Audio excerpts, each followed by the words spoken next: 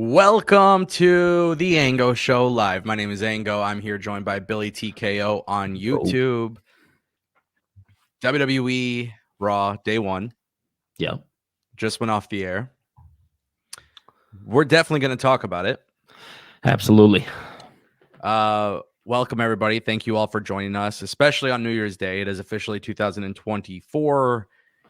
The official new era of WWE began tonight. No Kevin Dunn, no Vince McMahon, Triple H, Nick Khan running the show.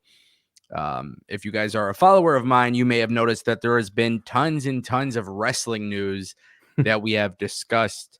Just so much stuff happening. But then tonight, The Rock showed up. We had a World Heavyweight Championship match. The women were featured all over the show. Pacing, whole bunch of stuff. I mean, I think it's safe to say, and Billy, you could correct me if I'm wrong, but I think it's safe to say that this was the best Raw of the year. Yeah, I'd agree. Right? I'd agree with that, dude. It was the best Raw of the year. Honestly, it may have even been the best wrestling show of the year. I would say the same thing. That's really crazy you say that, dude. And, I mean, it's going to be hard because I felt like tonight had a lot of potential matches of the year. I would say the same thing, man. All right, look at that, guys. Look at that. Obviously, I'm joking. It's 2024. It's the first episode, WWE Raw Day One. Before we kind of break things down, hopefully you guys are all having a good night. If you want to support the show tonight, your support is always appreciated. You could do something very simple as just clicking the like button.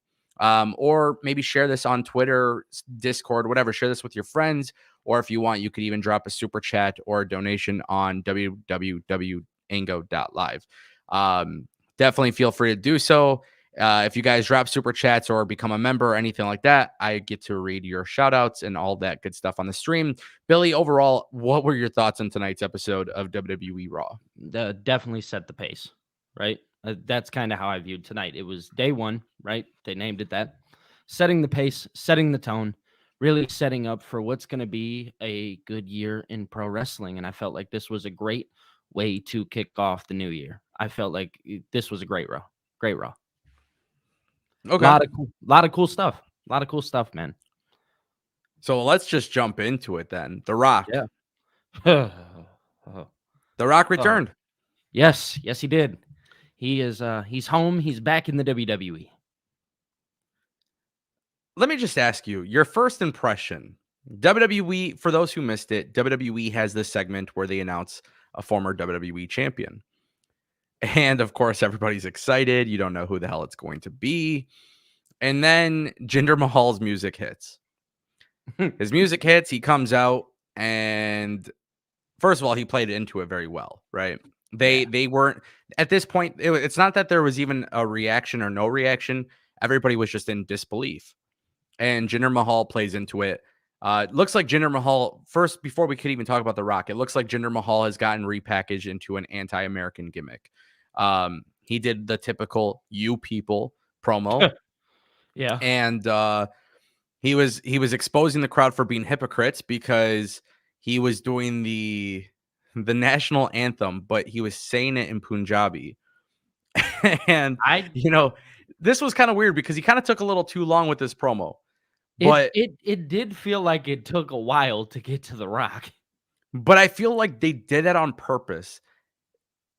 And actually, let me kind of throw this out there. I think they ribbed Michael Cole too. I don't know if people look at Michael Cole's reaction on the commentary, because you got to remember Jinder Mahal was a former champion, so Michael Cole is trying to kind of hype him up a little bit. Off. Yeah. So I will say, I noticed, there was a dude in the back, and he turned to where the stage is, and I was like, oh, something's about to happen. Somebody's coming out right now, because you could see the guy stand up behind Jinder Mahal.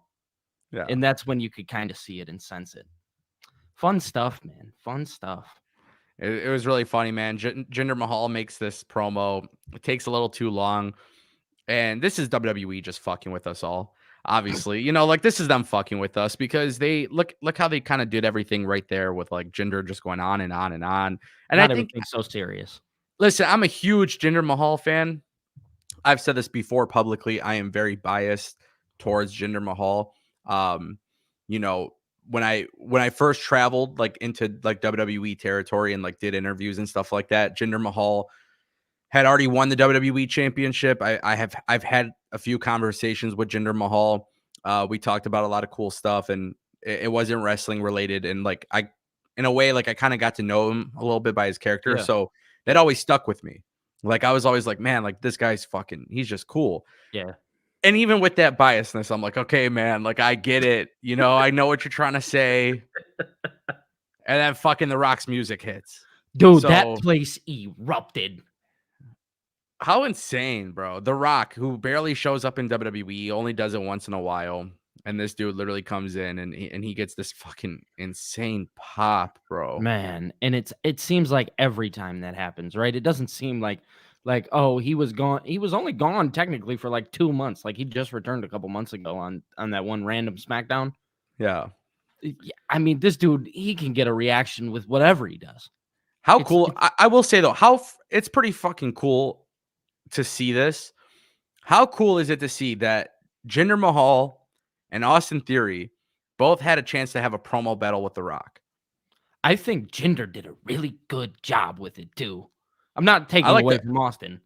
I like the fact that he went to attack The Rock and instead of like him just getting everything reversed right off the rip, he actually laid a couple moves into The Rock, forced him into the corner. Then The Rock reverses it, hits him with the spine buster, and then the people's elbow. I thought that was really cool too because my initial thought was, oh, he's just gonna come out here and he's just gonna beat the shit out of Jinder Mahal. Like I kind of figured that's what it was gonna be, but to actually see Jinder get some moves in, I was like, okay, this is cool. This is different, right? It's not what you expect. Yeah, I mean, look, I knew once Jinder was going too long with the promo, I was like, okay, I'm expecting something. Yeah. And then obviously, if you guys are subscribed to this channel, I did talk about the ESPN leaking on TikTok. I don't even think it was a leak, bro. They did this shit on purpose, but it was the photo of The Rock, and then Nick Khan was in the background.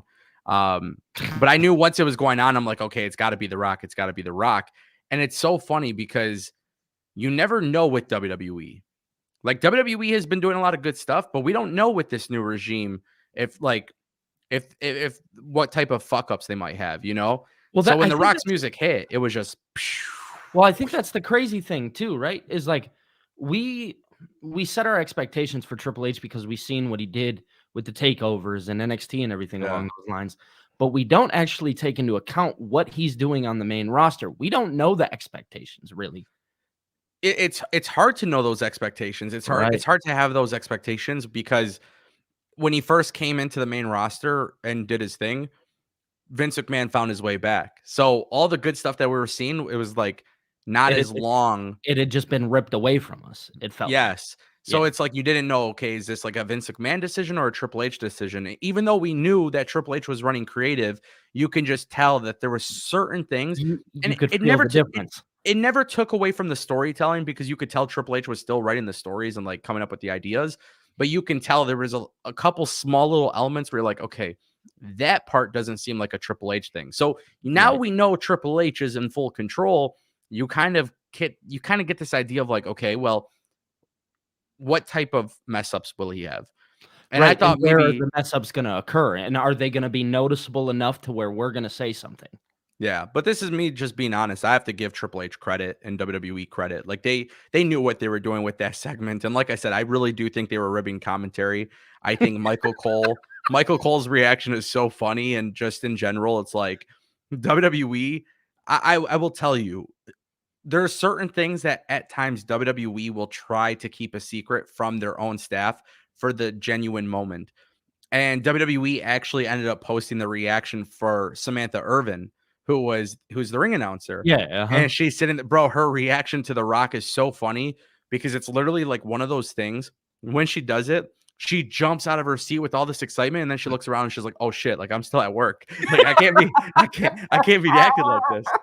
So to me, it was kind of cool. It feels genuine. Yeah, that's the cool thing I think about the whole new regime, right? If we're gonna call it that, the new regime in WWE is that there are a lot of pure reactions, right? I mean, I kind of look back at when just a couple times where Pat McAfee's came back and Michael Cole Yeah. didn't know. Like, I Yes. think of that and I'm like, dude, that's amazing and so awesome. And it's so pure, right? And I think as human beings, we enjoy the pureness of life, right? Yeah. And dude, just seeing those genuine reactions, man, I love it. I love it so much. And I feel like The Rock, if there's one person who can grab a genuine reaction out of anybody, I think the two may be The Rock and John Cena in WWE wise. I feel like those guys can pull any kind of string from you and just you can gravitate towards them. Super Yeah. simple. I did want to bring up something I found interesting too was that's not just the whole segment, right? The Rock hits him with the people's elbow, and then this guy, by the way, and we'll talk a little bit about Elimination Chamber versus WrestleMania. Yeah. But this guy was out of breath. After a couple punches, spine buster, and people's elbow, he looked a little bit out of breath. Yeah. Which kind of makes me concerned for why people want Rock and Roman at WrestleMania. Personally speaking, I don't think that's something I want to see. We'll talk about that. I was about to say we're gonna have to get into the nitty gritty of this. And we definitely will. But for those who missed it, essentially what happened was The Rock cut a promo and he was talking about how he was hungry and he doesn't know where to sit when he goes out to eat. And perhaps The Rock should go sit at the head of the table.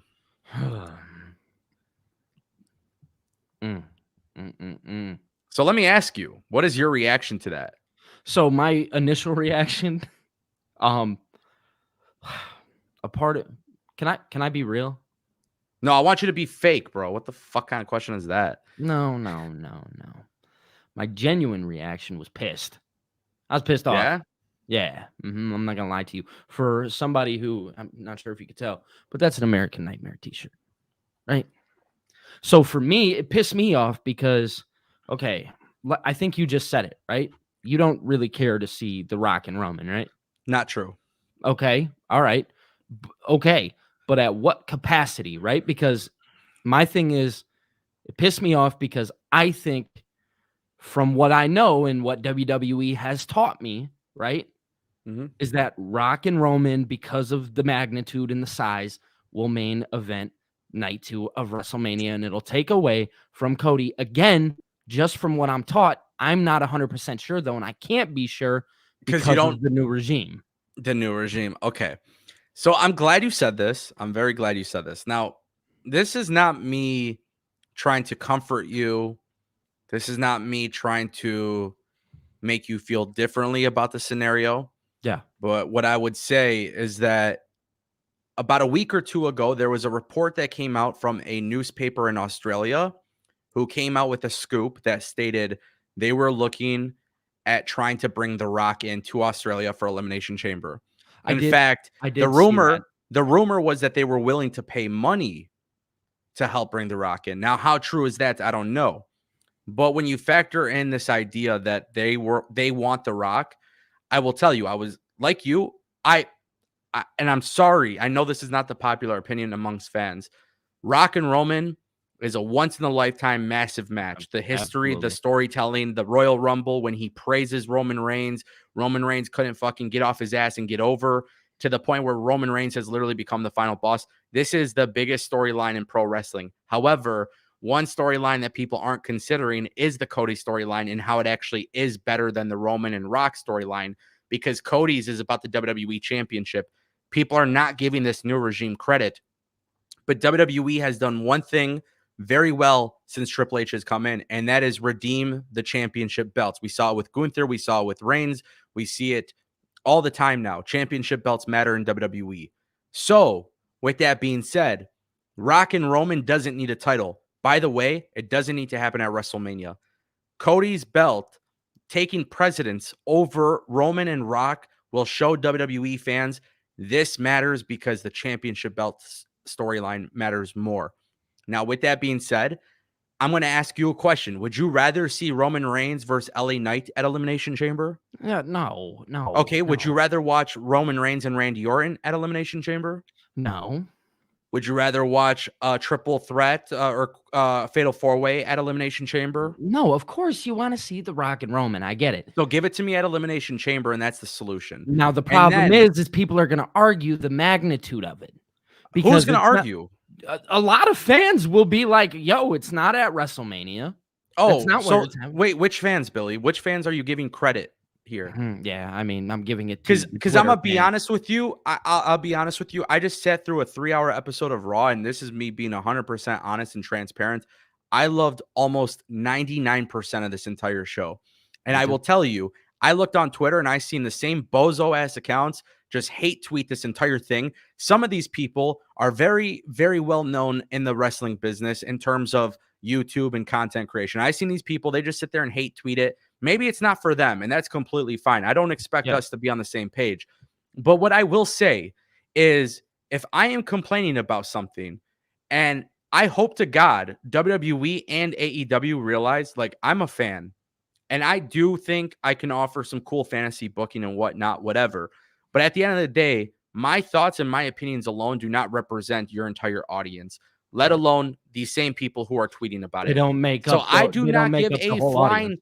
I do not give a flying fuck who is arguing about where this match should take place. If they want, they could put it on Raw, SmackDown, NXT. They could put it on fucking Sunday Night Heat. I don't give a shit. But they need to do the match because it's I a will- big deal. But Cody and Roman has to happen at WrestleMania. Cody has to finish the story, and I will never debate that ever again. I will absolutely say that what you just said about The Rock and Roman at Elimination Chamber, I 100% said. I feel that way, right? I do feel that it can go down there. I think it'll be fine there. It is legitimately just the people, right? The Twitter warriors, right? Yeah. Who are going to go out there, lose their mind, and be like, okay, it doesn't make sense, right? But in my eyes, your eyes as well, apparently, it doesn't matter where this match goes down. This match is important no matter where you put it. And obviously, they're going over to Australia for a fucking reason. 60,000 people. 60,000 people. They're going to Australia for a fucking reason. Billy, let me ask you a question, though. Now I got to ask you another question, right? Because this is an important part of it. So WWE, at this stage of the game, we know they're selling tickets. The business hot. I put out a tweet. I said WWE's business is at an all-time high. That just goes to show you how well they've, built up their company and all these different stars, that The Rock and Roman doesn't need to happen at WrestleMania. But one problem that I have with this entire discussion, and I got to give you a little bit of pushback, is The Rock never told you when. He never called for a championship match. He never called for a title match. He never called for any of that. He just said something very simply: should The Rock sit at the head of the table? And this is the problem with the IWC, and this is the problem with wrestling fans. They want to be mad about something that they don't even know if they're actually mad about it yet. Yeah, because nothing's been announced. But what did we just talk about? We don't know. We're still learning about this new regime. Booking. We're fantasy No, booking. but we don't know about this new regime. We don't know. No, we don't. We want to be fucking pissed about something, even though it hasn't happened. We don't yet. know if we could be pissed about it yet. Rock and Roman literally could be 1 year, another year in the making. It doesn't need the title. It could happen WrestleMania 41 if they want. It is funny. It is funny because people are like, "Oh, The Rock's old," and it's like, what? He's 51, I think, is his age. And it's like, what's a year going to change, though? I get what you're saying, and I know where you're coming from because you're absolutely right. Right? Like, where can we jump to conclusion as fans, and that's something that I can hold myself accountable for. You just did it, but yeah. I'm just telling you. Yeah, Your initial reaction was outrage when you saw The Rock come out and do this. As I said, yes, I can hold myself accountable for it. Yes, because for sure. I think the problem, though, what I'm trying to say, though, is, and it's not you, it's wrestling fans in general. Yeah, in general, right. It's wrestling fans did not hear The Rock challenge Roman to a match at WrestleMania. He didn't hear. Now, if The Rock came out and said, Roman Reigns, I want you night 2 WrestleMania in Philly for the WWE Championship. I'm going to take back the greatest prize in the world. I mean, I'll be sitting here fucking burying the shit out of it. Yeah, just because, but they haven't announced anything. And we got to let this play out. We do. Definitely got to let it play out. I do think Elimination Chamber, though, 60,000. I think, first of all, a match of that magnitude just automatically solidifies this stadium show on a whole different level. Yeah, I mean, having that magnitude right before WrestleMania even only makes WrestleMania that much bigger. By the way, just keep in mind, The Rock, Cody doesn't, technically speaking, Cody doesn't even need to verse Roman Reigns at WrestleMania either. I just think if you're going to do the title change, it's the ultimate baby face, like versus the ultimate heel. Yeah. But I think if Cody goes to WrestleMania and wins, and let's just say at that point, The Rock and Roman never have had a match, what do you do with Roman? And this is why I want to mention this too. I made a video on more Ango today. Okay. And in this video, bro, I'm telling you right now, I literally said one of my 5 crazy predictions is that Roman Reigns loses at WrestleMania and retires. Yeah, that's But okay. There's something in the middle of that. He doesn't retire immediately after WrestleMania. My prediction was that essentially what you do is you have Rock versus Roman at Elimination Chamber. Roman wins. The Rock is done. The Rock is done. Fun. He's officially done with pro wrestling. That's it. That's all he needs to do. He doesn't need to do anything other than put over Roman Reigns, right? He loses to Roman Reigns. Roman Reigns goes up against Cody Rhodes at WrestleMania. Cody Rhodes wins. Now, personally speaking, I don't think Solo Sikoa should get involved in that match. But just like The Rock is kind of passing the torch or acknowledging Roman Reigns, at some point, Roman Reigns needs to acknowledge Solo Sikoa. They need to tell a story in between, but at some point, Roman versus Solo Sikoa happens in 2024. And when Solo Sikoa beats Roman Reigns goes Hollywood. He's donezo. And that's why Roman Reigns doesn't need to walk out with the world championship at WrestleMania 40. Now, I'm not going to sit here and say that because I agree with you to an extent, right? I don't agree with you all the way. I don't think Roman, I do think Roman takes time away. I feel like that's obviously needed, right? Like he's been taking time off as is, but I don't think that he completely just gets out, goes and does his own thing. I feel like it will eventually be, and I don't think you're saying that he's going to retire full on, by the way. In the video, I did say you would see him part-time here and there, but he's not going to be a competitor. Right. Like he's not going to be involved in major. He'll be like Brock Lesnar, which to clarify, Brock Lesnar showing up every once, in a while, whatever. Right, which is what I think. I think that it'll be more of a once in a while. It's kind of an attraction, right? What makes an attraction? Roman is an attraction at some point, right? But I actually said it in one of my videos where I talked about predictions as well. But I said that Solo, I think, needs to get involved in the match. I think that at WrestleMania, yes, I do believe that Solo does need to get involved. I think Solo, and I'm starting to feel at WrestleMania, you'll start to see the cracks of Solo Sikoa, and then eventually down the line, you'll see the cracks of Paul Heyman as well, which eventually is obviously at WrestleMania, the most important thing that holds the bloodline together, right? The 2 titles are going to go over to Cody, and they're going to, that's where you see the crumble, because those titles are what keep Roman at the head of the table. Well, the belt, you got to keep in mind, visually speaking, Cody's going to probably just hold the one championship belt, the gold one. Yeah. I meant, know what I mean, though. Yeah, but they would probably change the belt as well. Yeah, the design. Yeah. Now, what I will say though is, the part of predicting and doing stuff like that and making those kind of predictions is you got to look at how wrestling is currently. And WWE has shown us without Roman Reigns, they could still be very hot. Yeah. So I will tell you off the rip, just, I don't know, maybe based on some conversations I've had with people, we're at a very healthy stance with WWE in their roster, to the point where if Roman Reigns retires, I personally don't think WWE is screwed. I'm also at I have another position where I look at Solo Sikoa, right? Mm-hmm. Now, the IWC, sometimes they like these guys, sometimes they don't. But I'm not necessarily thinking about the IWC. What I'm thinking about is more so my personal belief. Right. 2 for 1. Cody wins the championship. He finishes the story. Big middle finger to AEW. But also, the second part of that is Roman putting over his cousin, who was an NXT talent. Now, I can't remember too many times where WWE was successful at making stars. So the reason why I bring this up is because my prediction that I made in that video is largely due to the fact that we're starting to see WWE actually create stars, something that we're not necessarily accustomed to. I'm not saying they've never created stars, but what I'm saying is sometimes they haven't always made the right booking decision in favor of the talent. Perfect example was Neville versus Seth Rollins back on WWE Raw, 2017, Yep. 2018, whatever the hell it was. Seth Rollins won. Neville looked really good, but you can shock the entire world and tell people that this kid is just not just a cruiserweight, but he's like a legitimate talent by having him go Right. over. Right. So my point that I'm making is like, yeah, Solo Sikoa at some point will defeat Roman Reigns. That's inevitable. Bookmark it, clip it, whatever the fuck you guys do on the internet here. Solo Sikoa one day is going to dethrone Roman Reigns because guess what? The Bloodline storyline was never about the WWE Universal Championship. And the reason why we know this was because of when Brock Lesnar won the World Heavyweight Championship, and then that led to the unification match.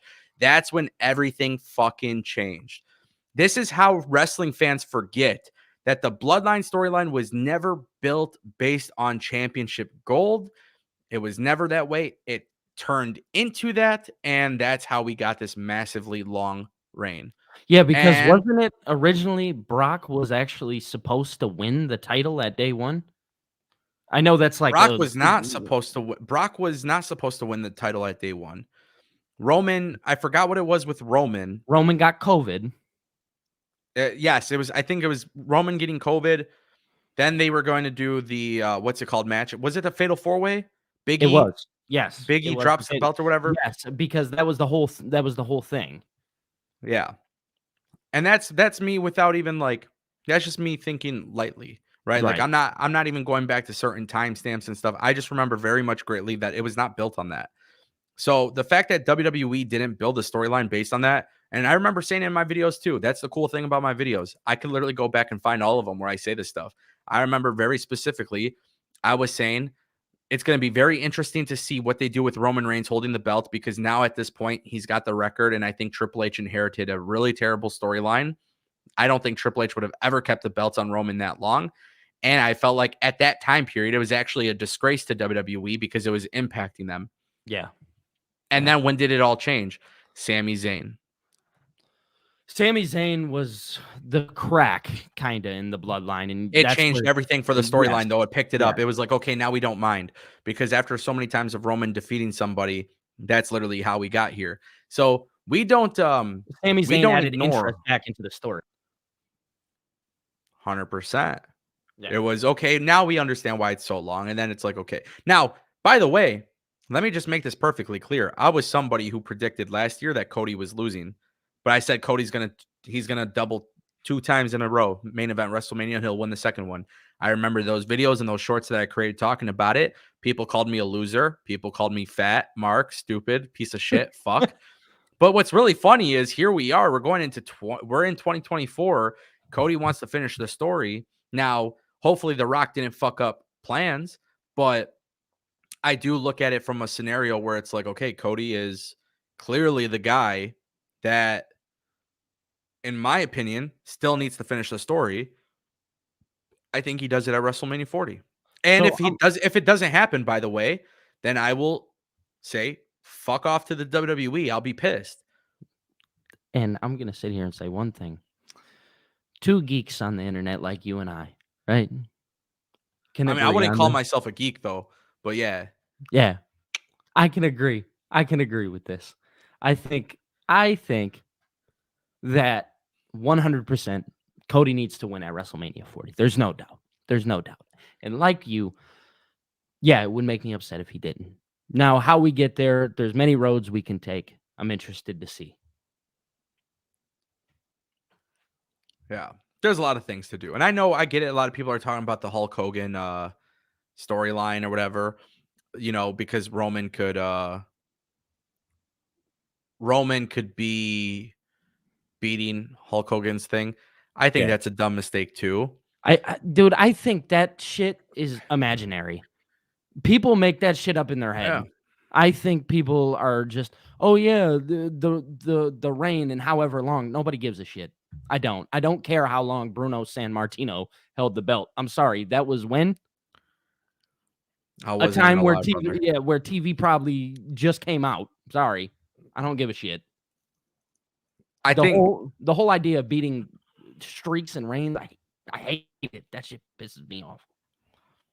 I think people love to make it a big thing, right? Streaks, accomplishments.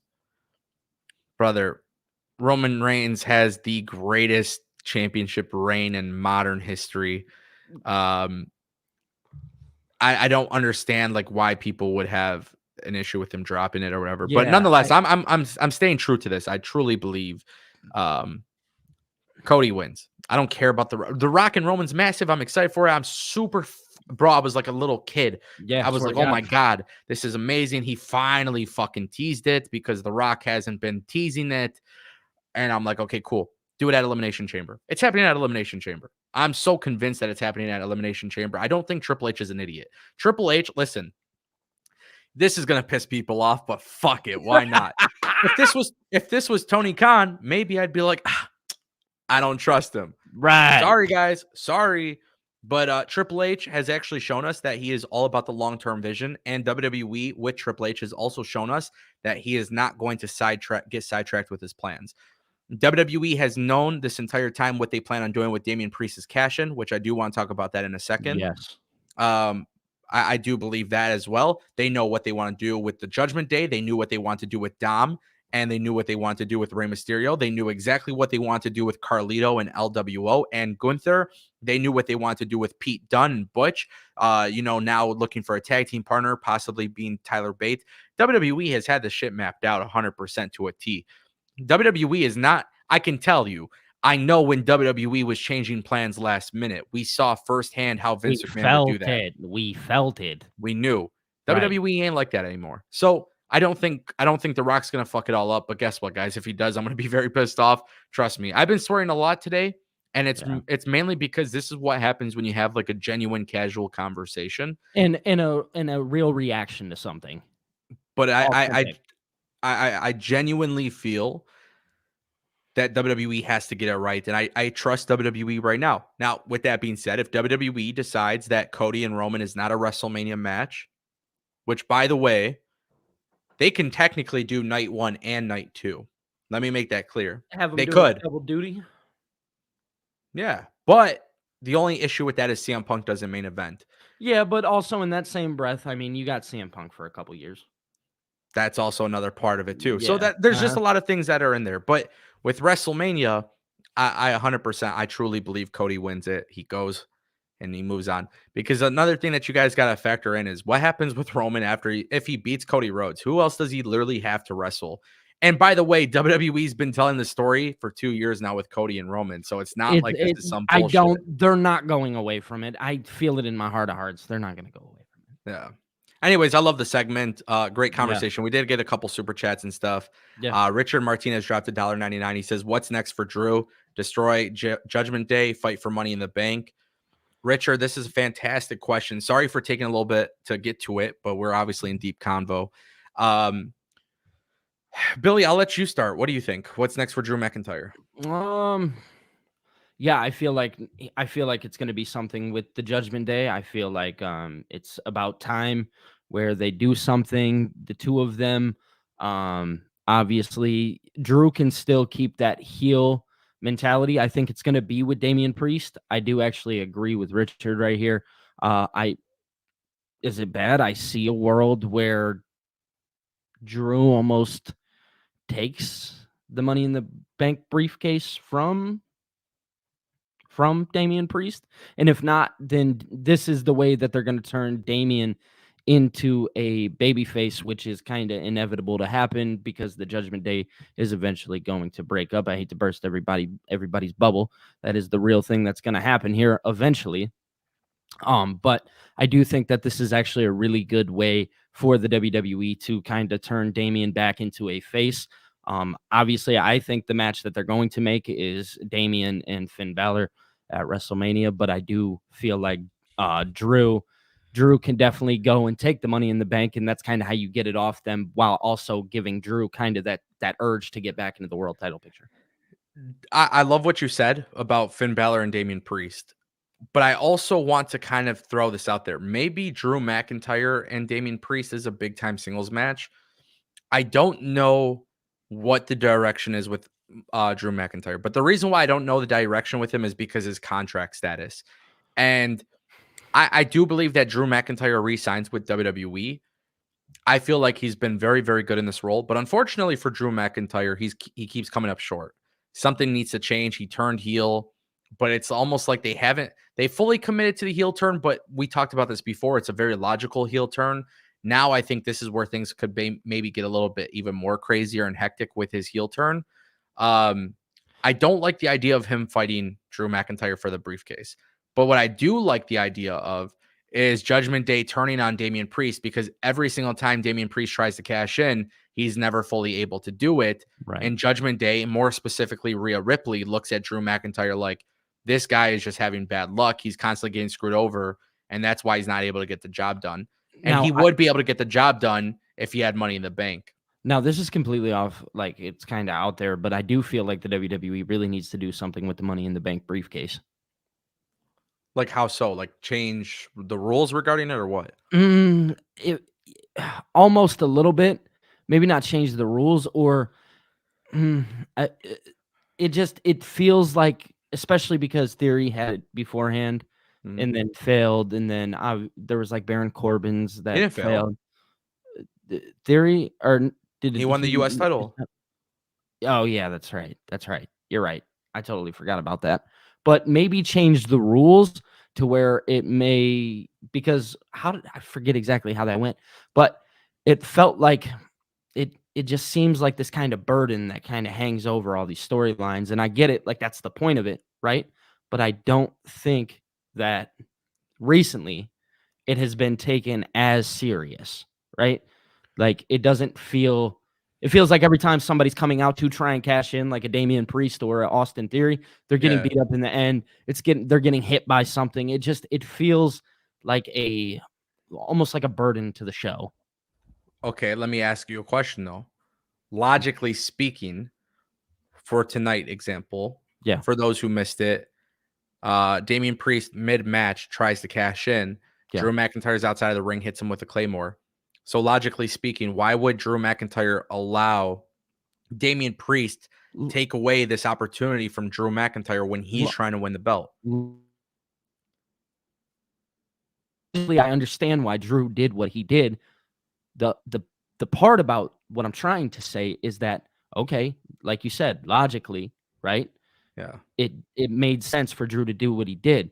Now, also logically, and if you watch to the very end, to when they cut out into the next show, you would see that Dom and Damien were standing there while Seth was still bruised. So my thought process was, oh, he may still cash in. That's why I stayed until the very, very end, Mm-hmm. because he still technically could have, right? Because But he who was was on. right there ringside? Drew McIntyre was right there ringside. So Damian Priest would be a very big idiot if he tried to cash in, knowing that Drew McIntyre wasn't battered and beaten. He was sitting outside the ring by the barricade like this in disgust that he lost. Yeah. So if Damian Priest were to try to cash in after that, then Damian Priest is an idiot and he should be booted off the Judgment Day. Mommy would not There be you happy go. with There that. you go. There's your story. There's your story. So what I think though is to kind of answer this though, I think what really needs to happen is not necessarily a change with Money in the Bank. I do like how they use Money in the Bank, but what I think they really need to do with Money in the Bank is turn this into the reason why Damian Priest is out of the group. Yeah. That's it. Simple Yeah. as that. Whether he cashes in as a baby face or a heel, I don't know. But I feel like they need to do something where Damian Priest gets kicked out and Drew McIntyre joins or something like that. Kind of that's how I look at it. We did get another super sticker from PFP MMA for $9.99. Shout out to you, my brother. Thank you for that. Richard Martinez dropping a couple more super chats for $1.99. He says Drew's loss seems to be the one flaw today. If you're talking about booking, I don't agree because there's been storytelling based on the fact that Drew McIntyre is losing. So I do have a hard time agreeing with that, looking at storylines progress. But I will say that Drew losing tonight literally does have me in kind of like, what's next? And I can't jump to conclusions, right? They've been telling a story. I don't think this was the chapter of the story that ends the book or whatever. I think there's more to be told. I just don't really know what else it could be other than Damian Priest and Judgment Day having issues and Drew finds his way into the group. Yeah, I mean, Legitimately. I think I genuinely, like, my genuine thoughts are that Drew would actually, because the whole thing about the Judgment Day has been a leader, right? Yeah. I think Drew would fit into the role as a leader. Somebody with experience, right? He talked about it, traveling all around the world, blah, blah, blah, family, this and that. I think Drew depicts the role of a leader and somebody you want to get behind, right? Yeah.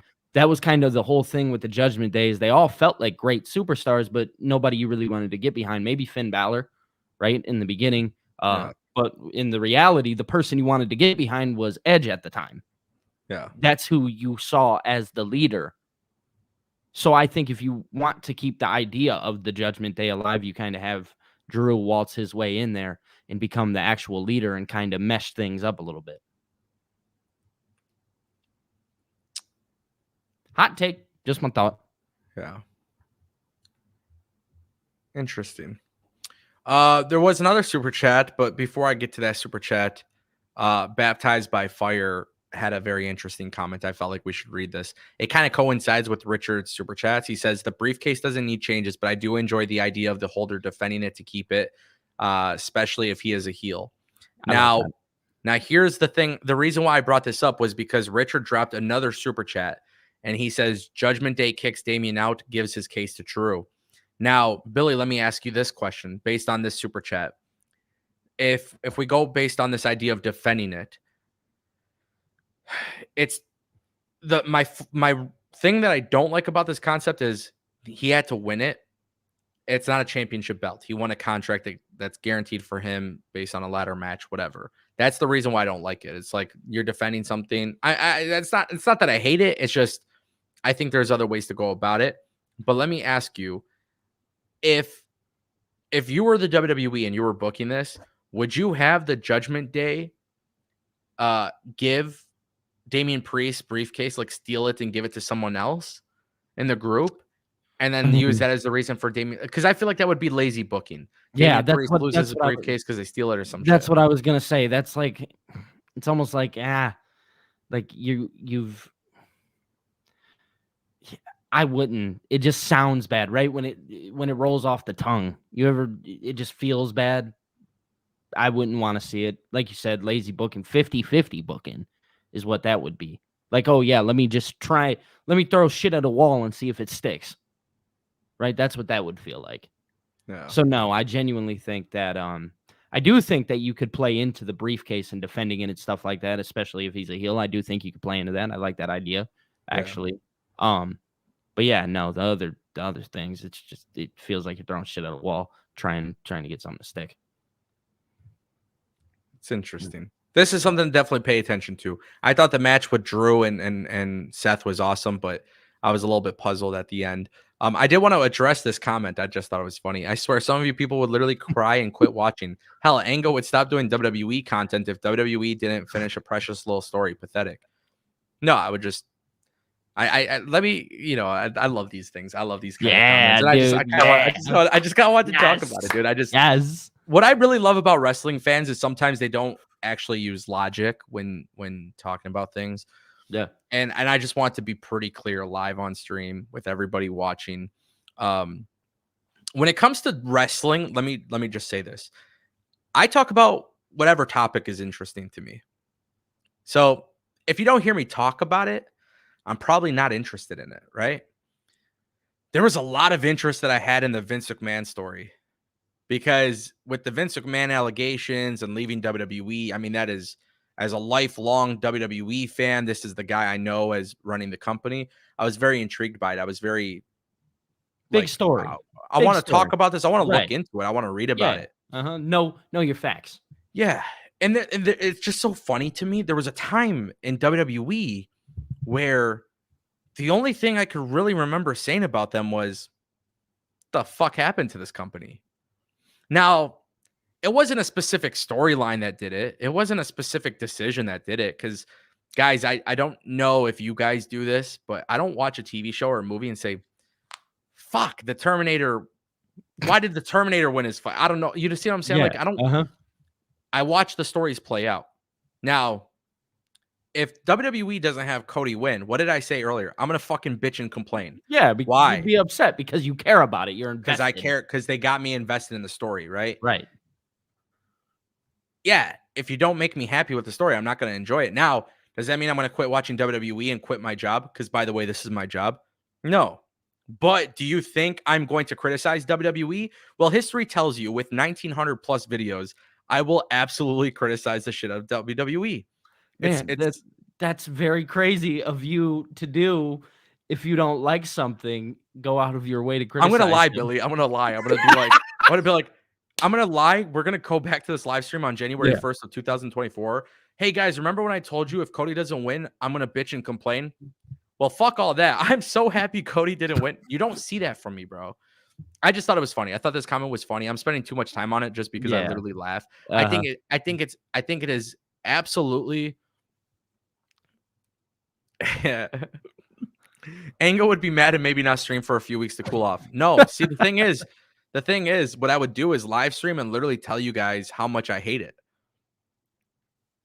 That's it.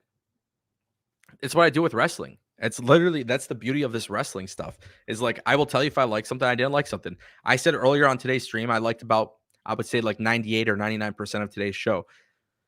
What I don't like is Tegan Knox having a tag team match with Natalya and losing to Zoe Stark and Shayna Baszler. Like, I don't like that. No, Billy. Can't cover it, bro. We didn't like it. Not allowed to. Get this microphone out of here. Can't talk about it. Right. I'm gonna tell you about the things I like. You're not a fan? I'm only gonna tell you about the things I like, my brother. Wasn't it earlier that you said you like 99% of the show? What was the 1% that you didn't like? That was the one thing I didn't like. I don't like Tegan Knox tag teaming with Natalya. Yeah. I love them all, and I understand it's a way to get them on TV. And by the way, we are talking about women's wrestling tonight because I will fucking defend WWE tonight. And there was a lot of brim. Nia Jax arguably having one of her best matches in her career with Becky Lynch. Stop sleeping on her. Like, there's some stuff that we're going to talk about, but I just think Tegan Knox, and I've said this before, Tegan Knox is a very wonderful talent who is incredibly talented. And I understand that right now this is the, hey, go out there and show what you can do type of thing. And I understand it's just a way to get her in front of the audience. I think WWE is doing that wrong. I don't think she should be part of this tag team division. I understand why they're doing it. I understand the reason for it. And I'm not even saying it doesn't make sense. What I'm saying is I just don't like it. And the reason why I don't like it is because I would do it differently. I would have her on SmackDown or Raw having singles matches every single week, showcasing to the people what she could do in the ring. And then as people watch, they will eventually react. Me personally, that's how I would go about it. I'm not a fan of these makeshift tag teams that are just thrown together to be on TV. Shayna and Zoe Stark are making it work, but that's because they've been on TV. And I understand Natalya and Tegan have been on TV too. It kind of goes back to the capacity. It's just a little bit different. Me personally, I felt like, there's no purpose for this. I understand why they're doing it. They're building up the women's tag team division. I just feel like they went about it a little bit wrong. Yeah, it was the one thing that kind of fell off on the show. Or felt off, excuse me. Mike actually mentioned a good point. He's like, I hate Natalya getting put with everyone. Tegan, if she's in the team, should not be with Natalya. So, like, I agree. Like, I think Natalya, first of all, is a hell of a talent and a veteran. You know, she doesn't need to be doing this. I don't think that's the right way to utilize this talent. But look at the women's wrestling on tonight's show. Nia Jax and Becky Lynch was so cool. There was blood in the match. Great finish. Great match from Nia Jax. You know, but if you sit here and look at the comments and Twitter and stuff, people will tell you how shitty Nia Jax is. And it's like, I don't get into this. I think a lot of people want to have these personal opinions on people they don't know. That's not something I do.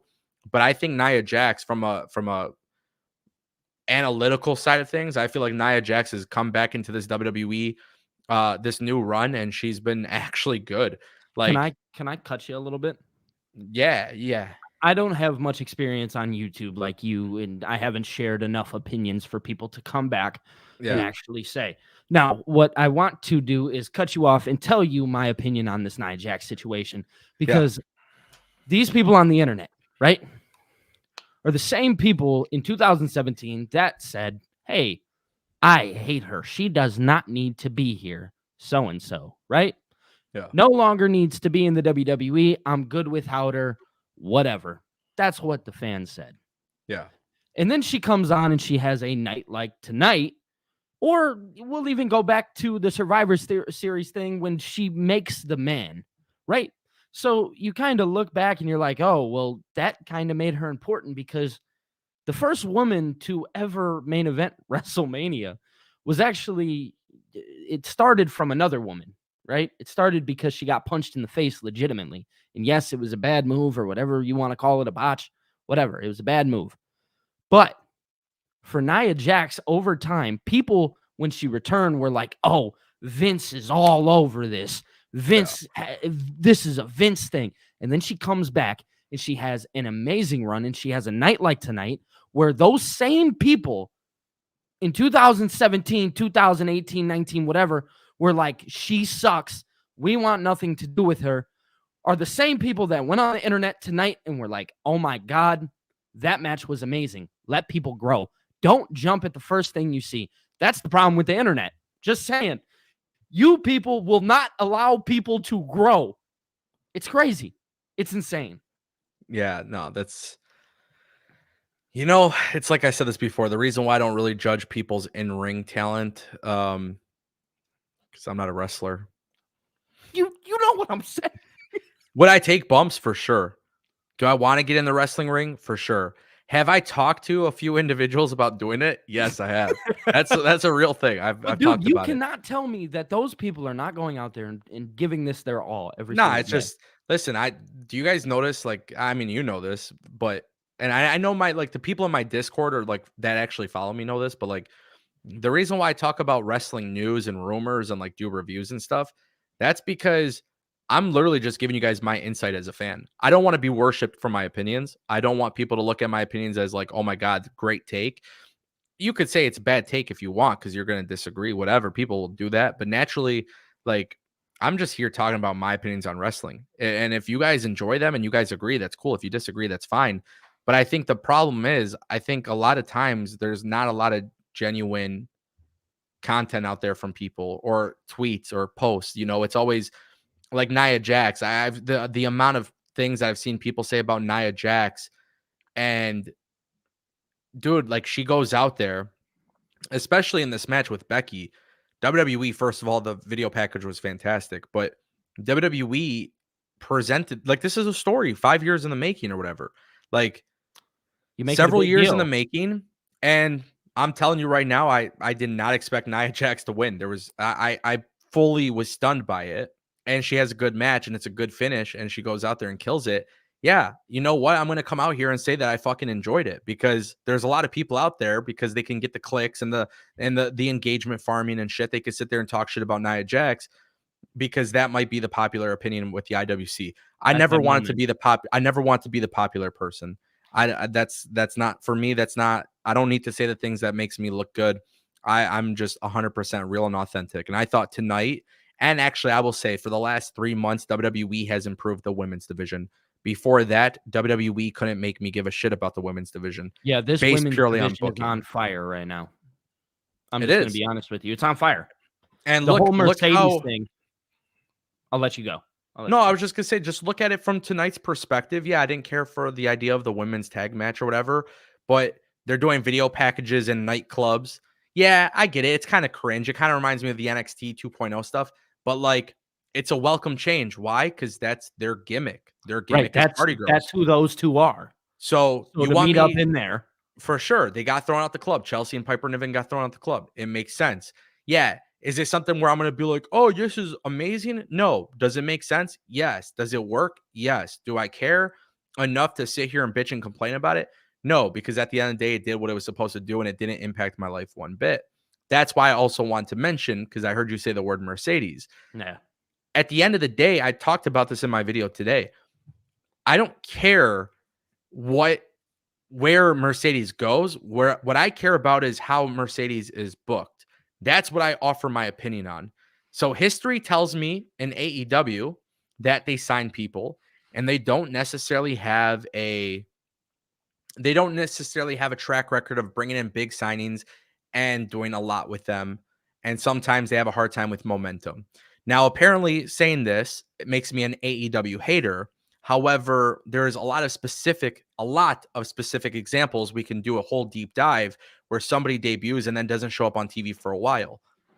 But I said in my video, I said, listen, when Mercedes Varnado, the person, is a free agent and somebody of that talent, that magnitude of talent is a free agent, it doesn't matter. You go and sign her.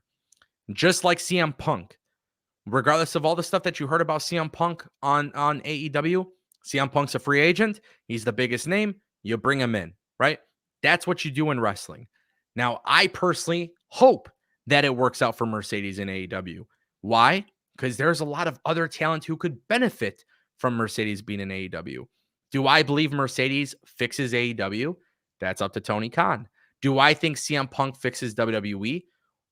That's up to WWE. So at the end of the day, what I do, though, in real time is talk about whether or not I think they're doing a good job or a bad job. Simple as that. It's It's all not up for complicated. interpretation. It's all up for interpretation because at the end of the day, number one, it needs to happen, right? These things must happen first before you make any type of judgment on it. So Yes. we can sit here and talk about Mercedes going to AEW and it being good or bad. Like you said, it's up to Tony Khan at the end of the day to make these things good or bad. Now, I will say what I was actually going to get at is I actually, looking at the women's roster in WWE, I think we'll be fine without Mercedes. Call me crazy. Oh, they are. You know I how think we they'll know be this, fine though? You know how we know this? because it's been shown. We don't need to share our opinions on this. We could just look at the numbers. Yeah.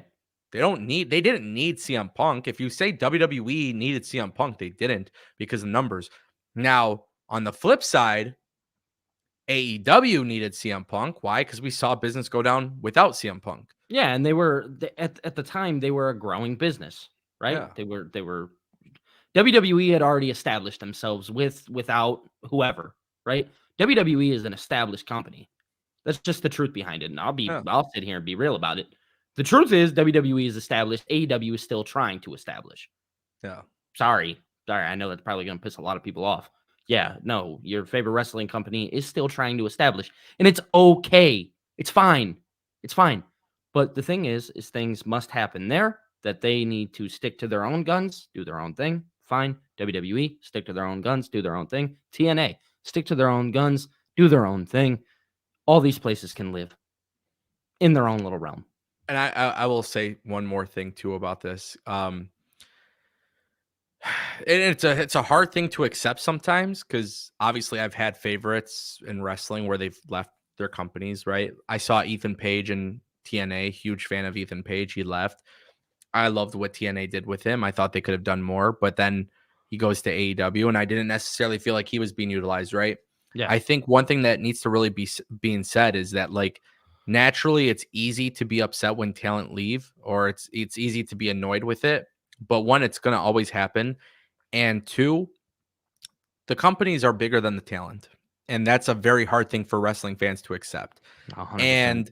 And I know people will think differently about AEW, but Tony Khan is a business owner. Before a friend or before you could anything, like, yes, he loves his audience, I'm sure.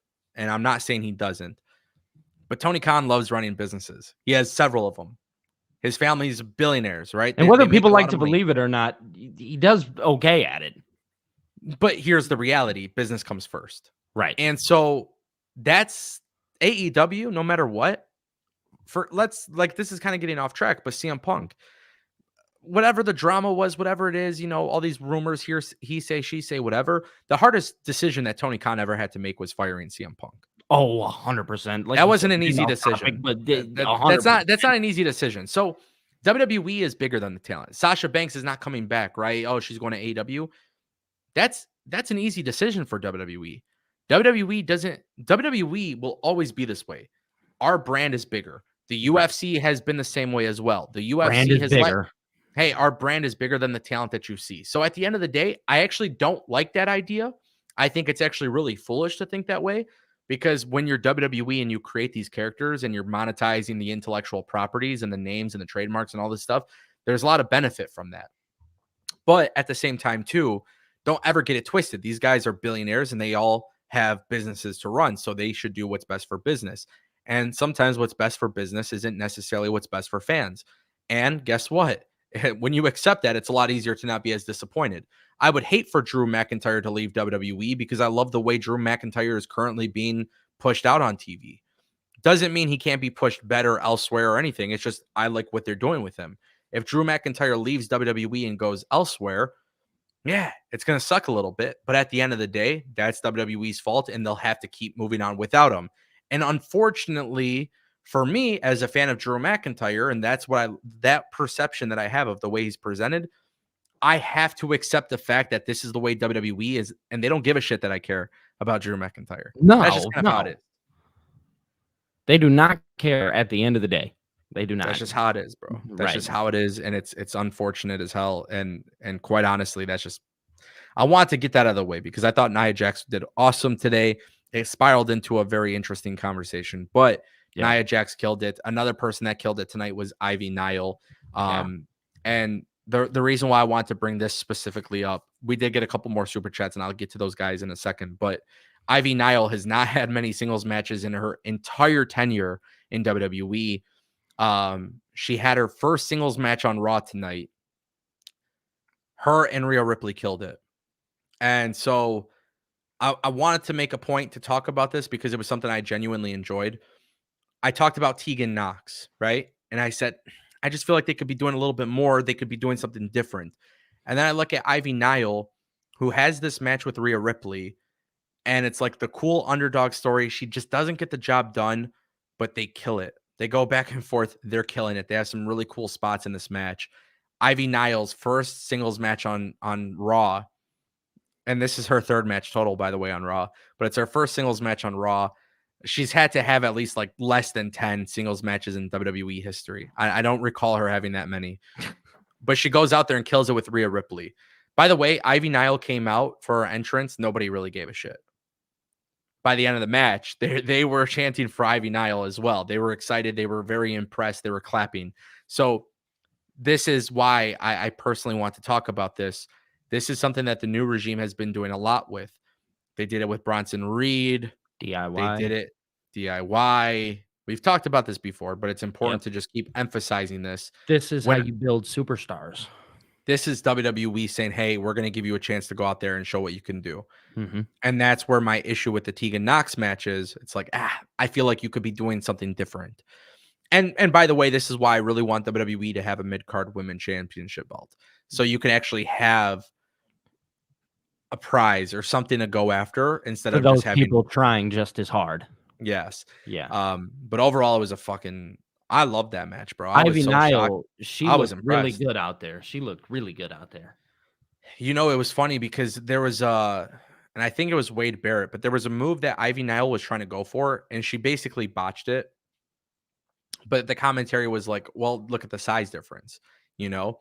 And like they were like pointing out the logic, like using logic to point out the flaws. And then it was really cool because Ivy Nile did like a really cool reversal into a leg drop on Rhea Ripley. And when she did it, it's a near fall. Like it's super close. But when you see this reversal happen, the crowd went crazy for it. So what's cool about that, though, is if you just keep doing this every single week with talent, it eventually gets people over. Right. And I've been very critical of WWE's women's division, but I feel like in the last 3 months for both shows, they're doing a really good job. And I mentioned this on I think it was our prediction show for World's End. Even AEW starting to step it up with their women's division a little 100%, 100%. Both companies, by the way, aren't perfect with it, but it's a step up. But they're figuring it out. They're figuring it out. Right. And by the way, just so you guys know, the fans, when they don't know who someone is, when you present video packages, when you allow them to go out there and actually have time to wrestle, they will get over. And that's why I have so much more faith in this regime than I did with any other, with Vince McMahon. Vince McMahon could have done a video package. Vince McMahon's always done video packages. I think these video packages are really good, but Vince McMahon would have done a video package and then person would have lost in 3 minutes. Then they would have had a rematch the next week. Vince was great for moments. Yeah. But I saw tonight, I was like, man, like this is the type of stuff. If you keep doing it, it feels so important. It's going to work. It's going to work. And I feel like Ivy Nile, I necessarily wasn't sold on Ivy Nile. Not because of her. It's just she's with the Creed brothers. She hasn't really wrestled enough for me to be like, oh my God, she's, what a talent. I've seen her on NXT with obviously the Creed brothers. And then, back they had the whole faction or whatever. Yeah, But Diamond Mine. Diamond Mine, yeah. So it's like now I see her on Raw and I'm like, okay, cool. It's like it's a nice little thing that you put out on TV. And at the end of the day, that's what you got to do. You got to give people time to wrestle. And Yep. I give WWE a lot of props. Women's matches would either be canceled off TV or they would be shortened. We had 3 women's matches. 2 of them were very good.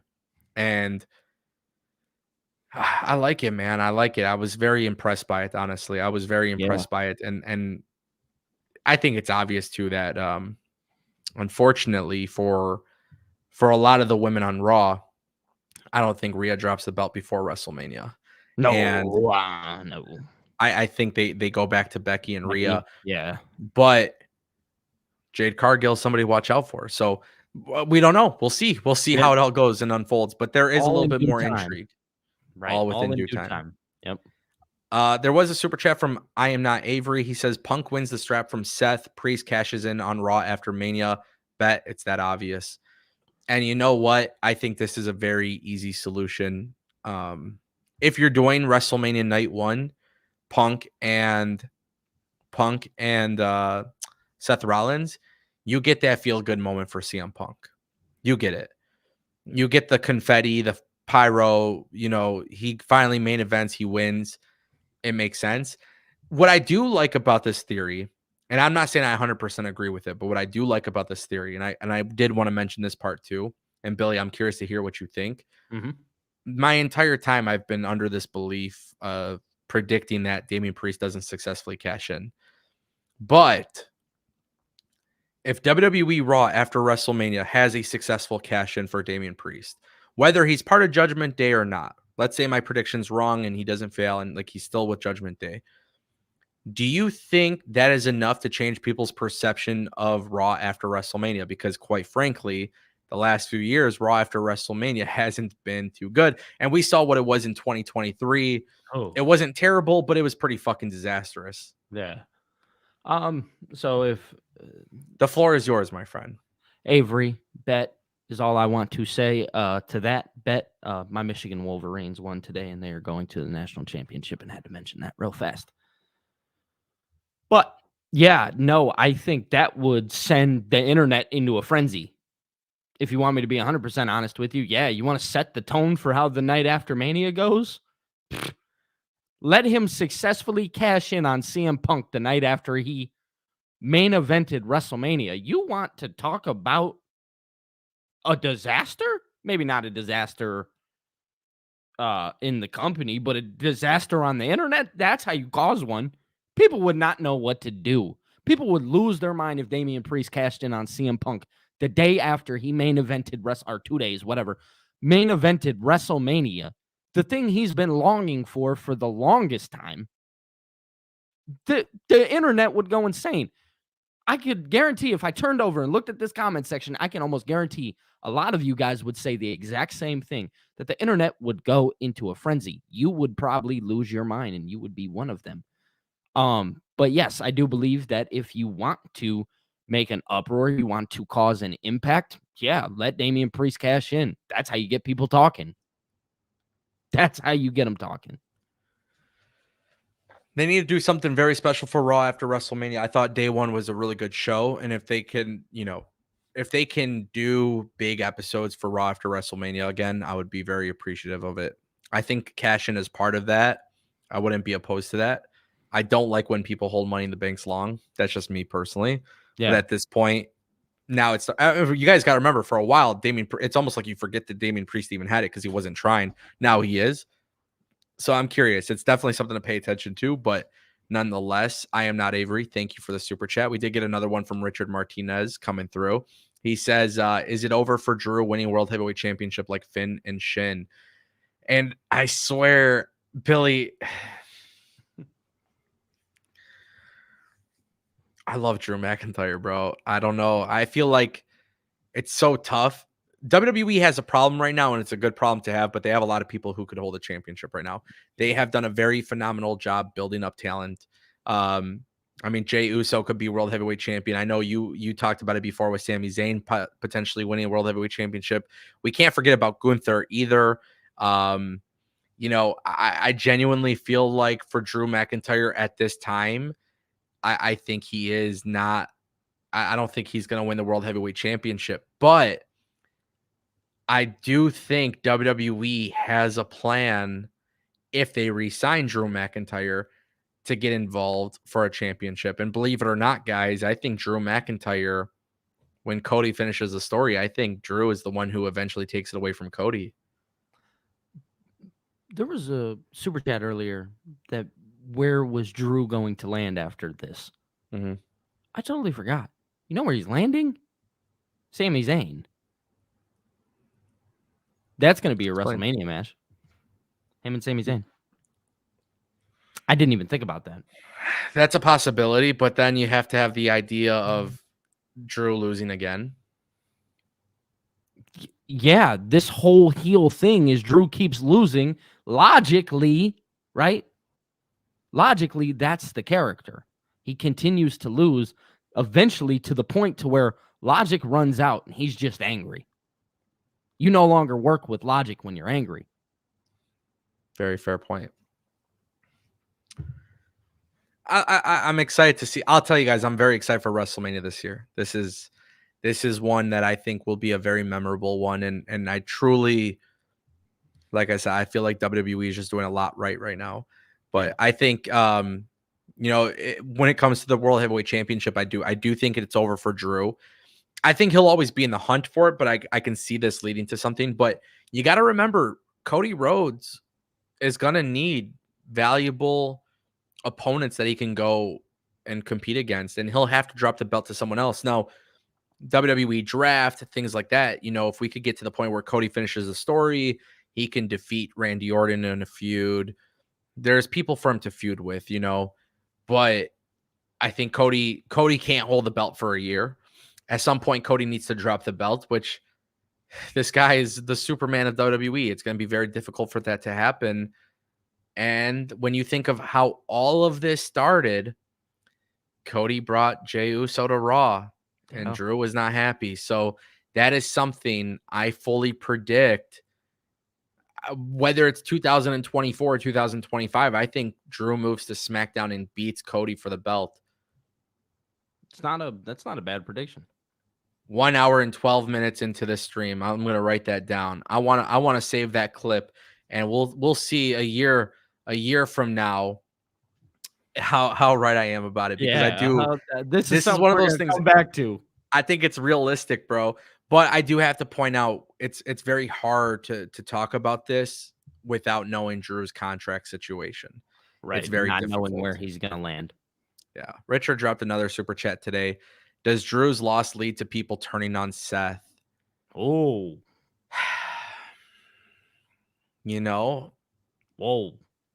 I don't know. Me either. I don't know either. Is that bad that I don't know? Do you look at CM Punk as a heel or babyface? CM Punk? Yeah. There's a reason why I'm asking. There is a reason why. But like when you see him on TV, babyface or heel, do you feel like he's going to lean babyface? Do you think he would go into WrestleMania as a heel? I think there's a possibility. And the possibility is that you've actually said it. And I think you make a very good point with the corporate kind of side of things. Yeah. Where that's very heel-like. Yeah. Did WWE, they posted something that kind of made a lot of sense to me.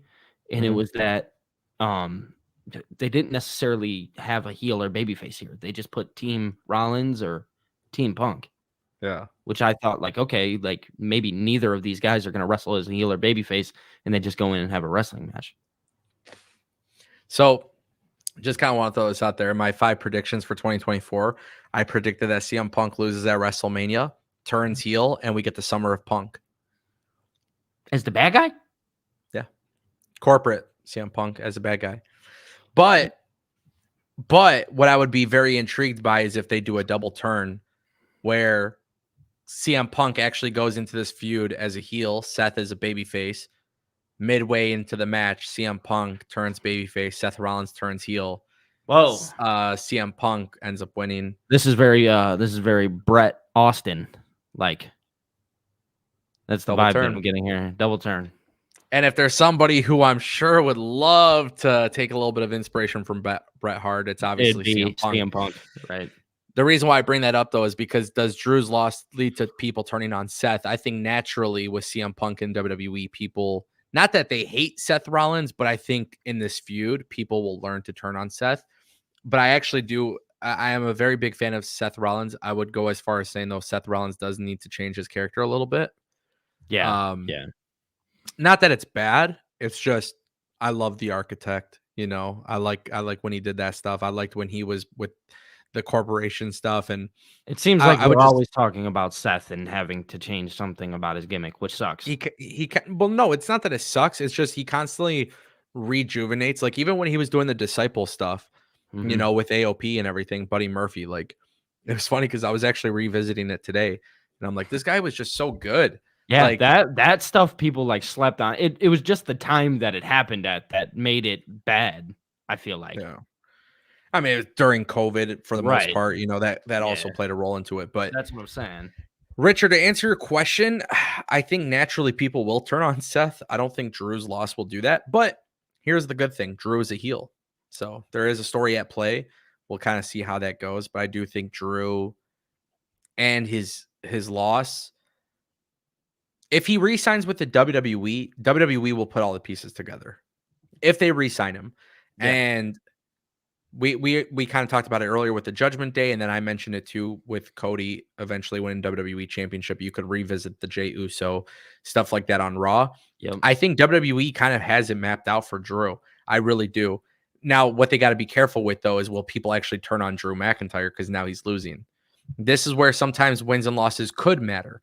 Not saying that Right. it does, but sometimes it could matter if he's constantly losing. But of course, you know, he got distracted too with the Judgment Day. So it's logical. It's just this is definitely something interesting to pay attention to. 100%. Another super chat again from I Am Not Avery. Cody versus Gunther headlining Mania 41.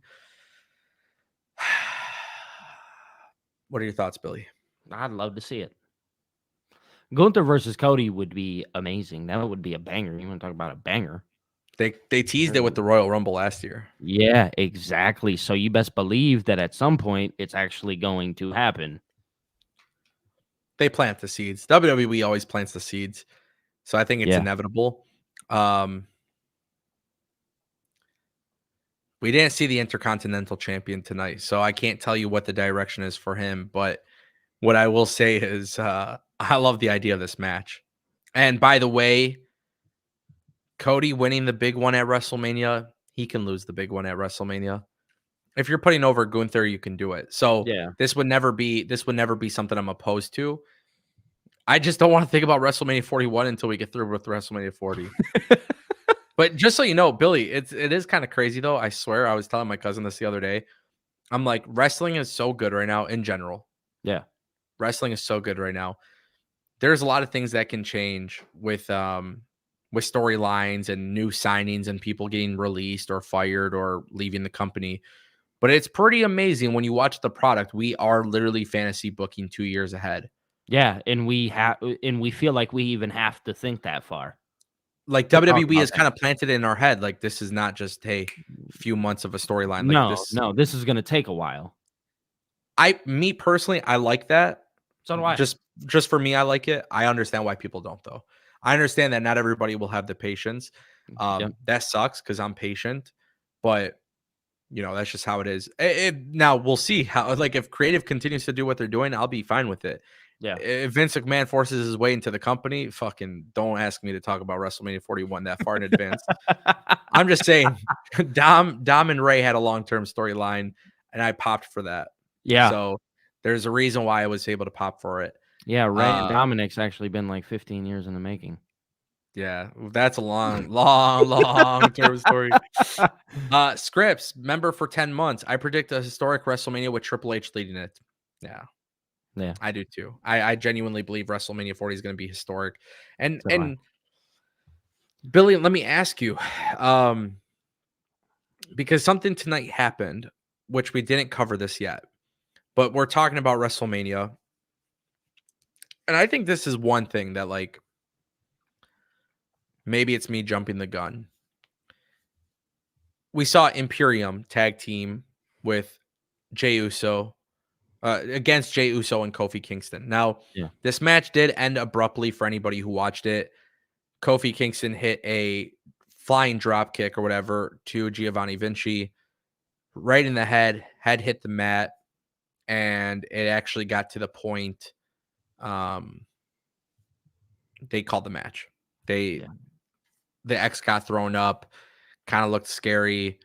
Um, we don't know much about it, but I was watching this match, and for some reason, we know Xavier Woods is taking time off. Obviously, Jey Uso is not a tag team wrestler anymore, but it was cool to see the Uso and the New Day like Yeah. synergy. Right. But I look at WrestleMania, and the one area where I'm kind of struggling to understand WWE is their tag team division. Like there was no DIY wrestling tonight.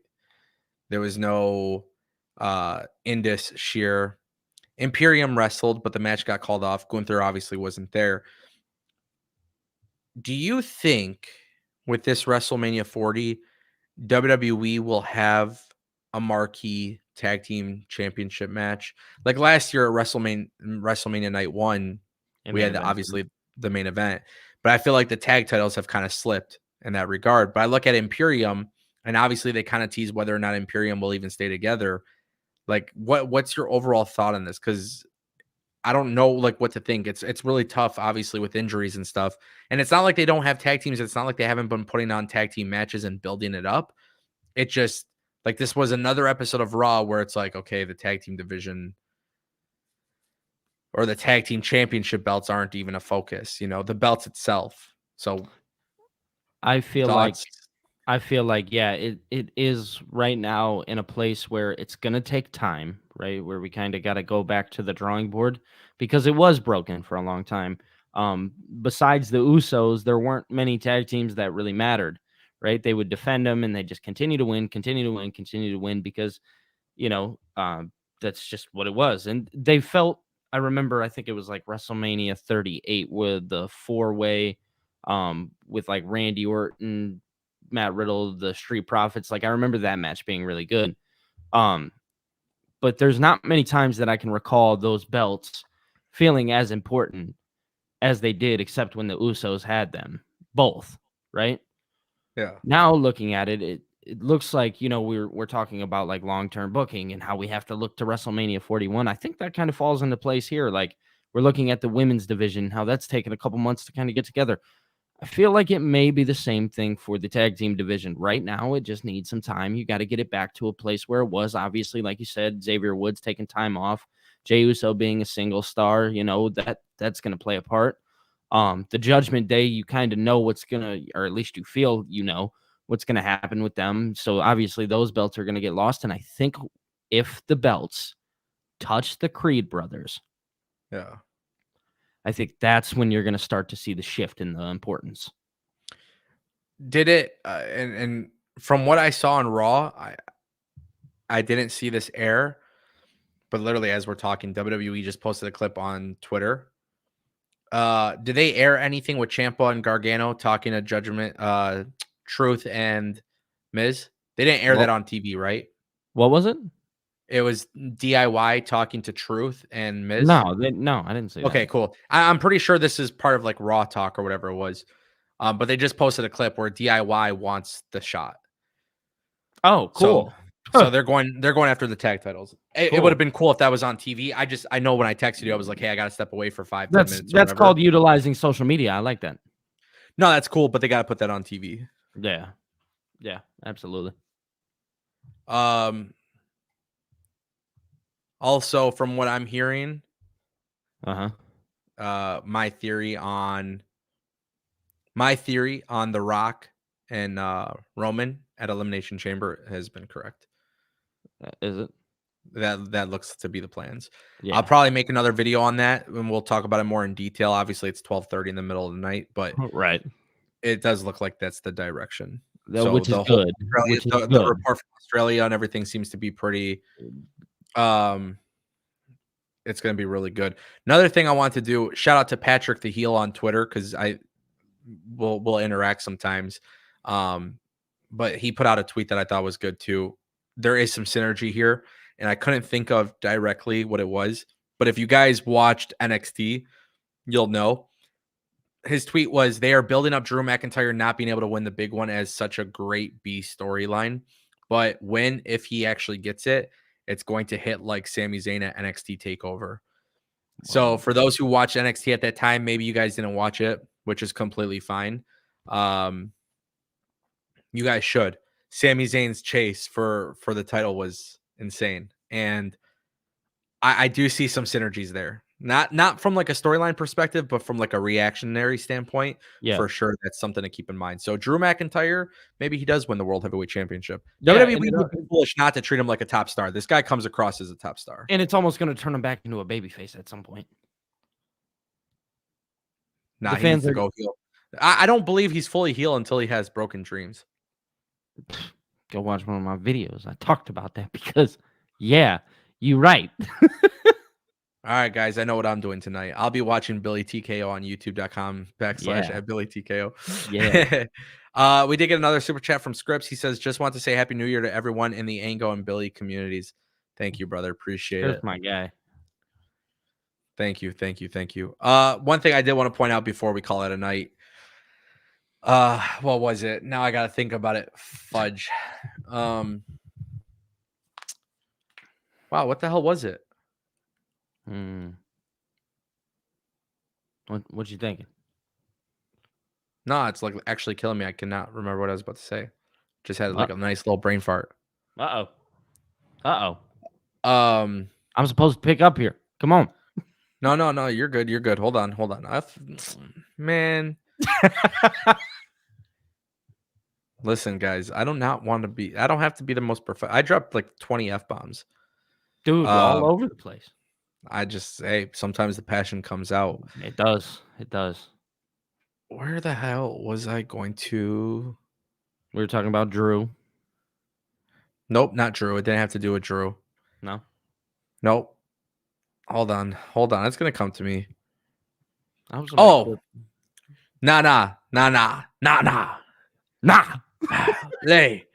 No. Okay, I did want to point out, because it's not being talked about. We didn't talk about it. Shinsuke Nakamura.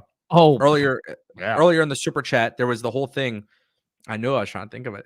There was a super chat about the whole situation with Shin, Finn, and Drew not winning the World Heavyweight Championship.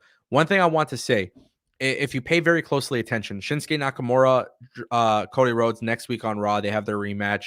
That promo segment was cool. I enjoyed it. I'm a very, very big fan of Shinsuke Nakamura's promos. I'm a very big fan of what they've been doing. But I did want to point this out, and Billy, I want to ask you a question. Okay. Cody Rhodes obviously has to beat Shinsuke Nakamura. We know this. Yeah. We saw the way their last match ended. Cody Rhodes needs to win. Now, like Drew, Shinsuke would have lost another feud. Yep. What is your thought process? And I genuinely mean this, because this is fantasy booking to its max. Yeah. Joe Carney on Twitter had posted a little bit earlier, and we were talking about this, me and him, where he was saying like it would be really cool for Shinsuke Nakamura to have a faction. And we were like talking about like maybe some guys who could be in it. And there's some talent in NXT that we were talking about that could be a potential fit. But what would be your thoughts if Drew McIntyre, Shinsuke Nakamura, and then WWE added one or two other individuals to join their faction? Whatever it may be, whoever it may be. If you want to, so it's funny that we talk about this because obviously we know who's running the show nowadays. It's Triple H, who is famously known for one of the biggest factions in wrestling, which would only make sense for him to enjoy factions like the Judgment Day. And obviously the Judgment Day we're starting to see the cracks, and eventually it's going to come down the line. So looking at it logically, at least where we stand now, it makes a lot of sense. Right, I think somebody like a I mean, call me crazy, but like a Joe Gacy might fit in that. No Um, way. No way. Call me crazy. Like I Nah, said, you can you call are me crazy. crazy. I don't know. I think you're just throwing out random names. That's just crazy. Well, That whatever. honestly is crazy. But yeah, no, I Yeah, mean, it's your opinion, whatever. You're right. crazy. You're dumb. You stupid. No, I'm just Yeah, that's crazy. That's crazy. nah, okay, but listen, here's why. Joe Gacy is like a dark synergy. Like he's got this dark energy character, he's like a Wacky. outcast, like type of thing. And Yeah. literally you got this Scottish psychopath and you got the fucking Nakamura with like Dark. it's like the dark, like Mm-hmm. I don't even know how to really explain it, but Yeah. he's like I look at both of these guys like they're some killers, bro. Like they go in there to just decimate their opponents, Okay, so that's the difference, right? So Because like all of it adds up together, but your difference that you're taking from it is that, oh, well, they're more killers than Joe Gacy, or don't let me use yeah, that Joe word. Gacy's a cool talent, but he's like I don't even want to compare him to who I was originally going to compare him to because I don't think that's Yeah, fair. yeah, absolutely. But what I'm saying is he has a little bit more of a cryptic character than Yep. the other guys. Yep. Now, I would be intrigued though by the idea, and I know this was such a bad time in WWE. Do you remember when they did the like League of? Oh my God, what was it like? Alberto Del Rio, Oh, Sheamus, the Mir or Rusev Rusev, and Wade Barrett. Wade Barrett. You remember that? Yeah, that was like Such a cool 2016. concept and idea, but it sucked. Dude, it was gonna be great. It was gonna be great. I'm not gonna lie though, I wouldn't be opposed if they could find somebody else to like join that group. Yeah, Shinsuke, Drew McIntyre, that'd be kind of cool. I just don't know where do you think they go with Shinsuke and Cody? obviously Cody wins You that think match. so? Clean Yeah, finish? yeah, I think Cody wins that. Reading some of the comments. RIP League of Nations. League of Nations, that's what it was, yeah. Yeah. Which is so funny because I think it was like WWE 13 or 14 where it was like based in the story too. Like WWE basically. I forgot how it was in the game, but You there had to was beat the something League of there. Nations. Dog, they put a random faction and then in real life it turns out to be that faction or whatever it was. My memory is not serving me correctly, but there was something like that. Yeah. Like before the faction ever came to TV in the game, there was this faction, and it kind of like became a meme. But then it's interesting because I remember in the past, dude, I would talk about Shinsuke being with AOP, and now AOP's with Karrion Cross, Yeah. or maybe they bring Shinsuke and Drew McIntyre to SmackDown, and they got a fucking beast ass Well, faction. I think don't know. about what Karrion Cross said about Drew and Shinsuke. That is true. Took away his Yeah. temperament and all this stuff. Destroyed his pride. Is that what it was? Something like that. Karrion, See, I I'm love so this. Is why I excited love for Karrion wrestling, Cross. bro. I'm so excited for Karrion Cross. I This can't this wait. is honestly why I love wrestling though, because I don't know. By the way, like fantasy booking, Billy, you'll know this now that you're like creating content stuff. I think people are afraid to fantasy book because they're afraid to be called stupid or whatever. Yeah, and they're But afraid to be wrong. fantasy booking is not supposed to be right. Because here's the thing, if my fantasy, I forgot who told me this, but somebody was telling me they're like, bro, if your fantasy booking is constantly right, then that means WWE is paying somebody a shit ton of money when you could do their job for them or something like that. I forgot what it was, but it's Yeah. true. I Yeah. mean, if fantasy booking is supposed to be fun, and I'm pretty clear with myself. I'm not always the most realistic fantasy Yeah, booker. I'll be clear. Sometimes I just like to see random shit for just the point of it. That's like me throwing the Joe Gacy thing out there. I don't really think Joe That was Gacy. stupid. That was stupid. Yeah, I don't give a shit. But it's okay. Yeah, I know it's okay because I like to mess with you though. yeah, absolutely. I will say though, Joe Gacy, he's got his whole thing going on NXT right now. Yep. I would be very curious to see Joe Gacy somehow involved on SmackDown with Alba Fire and Isla Dawn, which I know it's like two different kind of gimmicks, but I just feel like they would all work well together. But who knows? Maybe Joe Gacy like gets repackaged when he gets called up too. That's always a possibility. Never know. Chester Franklin clarified WWE 12 United Kingdom. Yeah, Okay. I remember what it was. That was See, I wasn't tripping. I knew there was something. They had something in WWE. Dude, that's 12. like 4 years. I think it was prior. WWE 13 though, not 12. What was WWE 12? Hold on. Because I don't remember a 12. Oh, it was WWE 12. Wait, yeah. It was. Randy Orton was on the cover. Okay. And that's when Brodus Clay was still in there and Yeah. Del Rio. Oh, fucking terrible times to be a wrestling fan, that's for sure. Thank God I watched more TNA at that time. Yeah. I stopped watching wrestling at that time. People hated TNA at that time, but I loved it. That shit was cool. But hey, the more you know. Right, exactly. But yeah, no, that's cool. Fun stream. Absolutely, man. I don't know, man. I thought Raw was good. Like I said, I thought day one was awesome. If anything, I actually have higher expectations now for SmackDown. I should point out one last thing before we go. Dragon Lee is having visa issues, so he cannot be on NXT tomorrow, New Year's Evil. Dragon Lee promises a surprise from the LWO. And Andrade obviously wasn't on Raw tonight. But I'm curious, because of the LWO needs a baby face now that Santos is gone. Maybe Andrade comes into the LWO, goes into NXT. I don't know if they would waste his return for NXT for this circumstance, but for those who were expecting Dragon Lee tomorrow, that's not happening. So I just want to throw that out there. Otherwise, I would expect Andrade on SmackDown for New Year's Revolution, which should be really cool. That's gonna be fun, man.